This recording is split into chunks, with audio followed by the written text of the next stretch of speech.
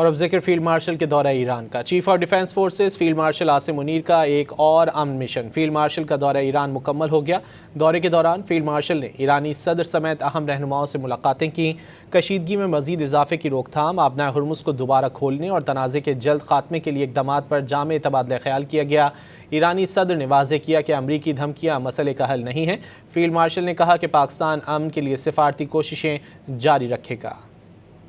امن کے لیے پاکستان کی کوششیں جاری ہیں۔ ISPR کے مطابق دورہ ایران میں فیلڈ مارشل سید عاصم منیر نے ایرانی صدر Masoud Pezeshkian, supreme national security council میں رہبر اعلیٰ کے نمائندے محسن رضائی، ایرانی پارلیمنٹ کے اسپیکر باقر کالیباف، ایرانی وزیر خارجہ عباس عراقچی اور ایرانی وزیر داخلہ اسکندر مومنی سے ملاقاتیں کی۔ ملاقاتوں میں تنازع کے جلد خاتمے کے لیے اقدامات پر جامع تبادلہ خیال کیا گیا۔ ISPR کا کہنا ہے کہ دونوں جانب سے علاقائی امن اور تنازعات کے مذاکرات کے ذریعے حل کے طریقہ کار پر بھی تبادلہ خیال کیا گیا۔ ایرانی قیادت نے مذاکرات، کشیدگی میں کمی اور تنازع کے پرامن حل میں سہولت کاری کے لیے پاکستان کے تعمیری کردار اور مخلصانہ کوششوں کو سراہا۔ وفاقی وزیر داخلہ محسن نقوی بھی فیلڈ مارشل کے ہمراہ تھے۔ ایران پہنچنے پر فیلڈ مارشل سید عاصم منیر کا استقبال ایرانی وزیر داخلہ اسکندر مومنی اور دیگر اعلیٰ سول و عسکری حکام نے کیا۔ فیلڈ مارشل نے کہا کہ تنازع کو سفارتکاری کے ذریعے حل کرنے کی کوششیں کر رہے ہیں۔ قیام امن کے جامع معاہدے کے لیے سفارتی طریقوں پر عمل درآمد ضروری ہے۔ پاکستان امن کے لیے اپنی کوششیں جاری رکھے گا۔